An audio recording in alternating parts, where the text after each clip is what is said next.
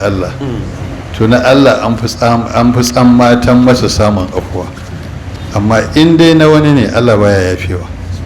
Ita ce matsala. Da za a kaddara iblis shi Allah ya fuki, da zai zama yana da haƙƙi wani ya cuce shi sai Allah ya bi masa kadi. Shi sa a Fatiha muna karanta maliki yawmiddin, ba zai fasa ba. To shi wanda ita cuci mutane, Allah ya sa ya ga Allah ya tuba, to ya samu babban alheri, sai ya sha ta layi. Shawarar da malamai suka bayar shine wa'anda zai iya samu ya nemi afuwarsu, in wani abu ne na mabaligi ya samu ibiya su, to ya gwargwadon abin da zai iya, in irin na yanzu ne yana iya sawa social media ce shine wane ya cuci mutane ya yi kaza saboda haka yana roƙon Allah wanda dai ya je duba Allah yi masa afuwa, duk wanda ya yi dan uwansa afuwa shi ma Allah afuwa zai masa, to za a samu da dama za su yafe masa.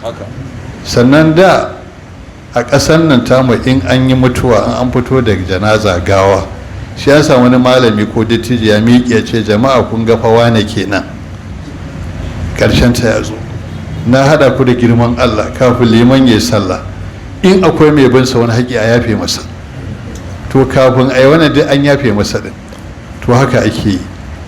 To saboda haka wannan zai.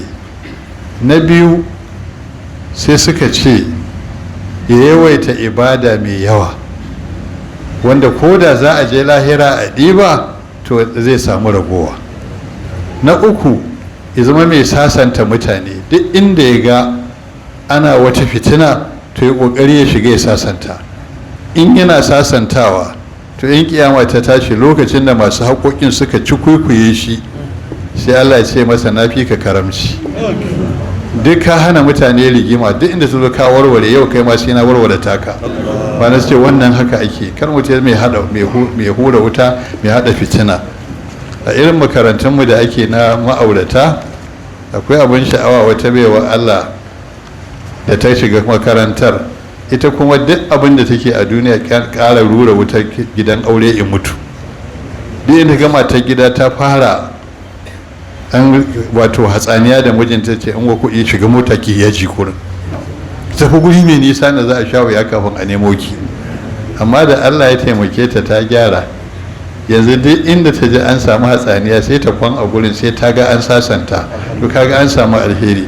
To wannan shine mutum in yana yi, in kiyama ta tashi ko da masaki sun zo Allah ya fi shi karamci, to sai ya shiga ciki ya sasanta tsakani, ya yafe musu, ya ɗabi alheri mai yawa ya ba su, kuma ce su ga aljanna wani abu ne mai wahala gurin Allah ba. Wannan ita ce shawarar da malamai suka faɗa ake a irin wannan, kuma Allah ya taimake mu, Allah sa mutu ba haƙƙin kowa akan mu.